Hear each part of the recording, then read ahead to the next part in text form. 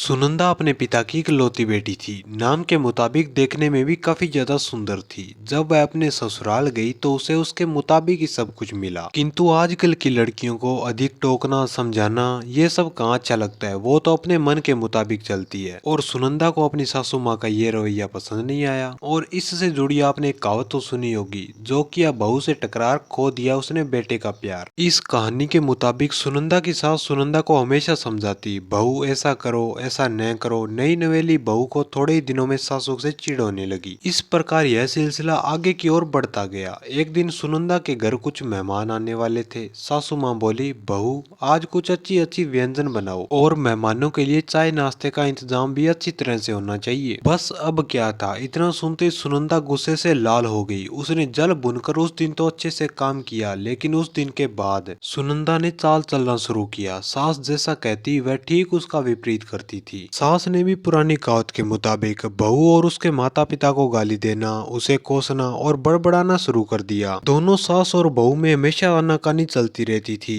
एक दिन सुनंदा अपने पिता के घर रोती पीटती पहुंच गई। वह अपने पिता से बोली, पिताजी आप तो डॉक्टर हो, आप मुझे कोई ऐसी दवाई दीजिए जिसे खाकर वह बुढ़िया गूंगी हो जाए, क्योंकि वह मुझे गंदी गंदी गालियां देती है। इस पर पिताजी कुछ सोचते हुए बोले, बेटी मेरे पास एक दवा है, लेकिन यह कड़वी है, वो आसानी से नहीं खाएगी।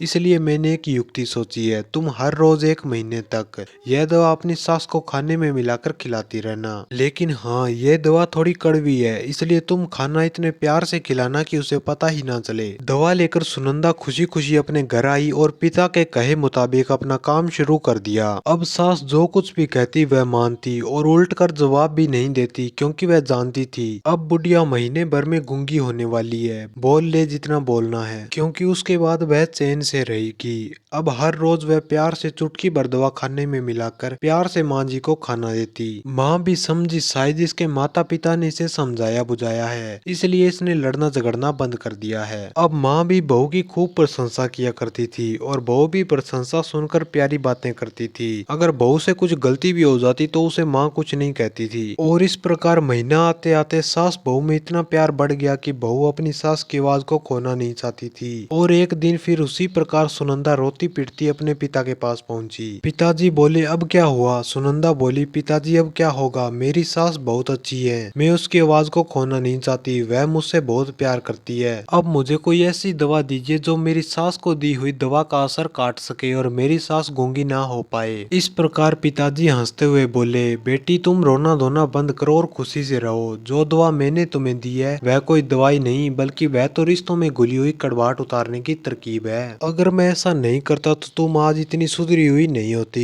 बेटी इस प्रकार यदि तुम अपनी सास के साथ अच्छे से रहोगी तो वह तुम्हें प्यार करेगी और अपनी बेटी मानेगी।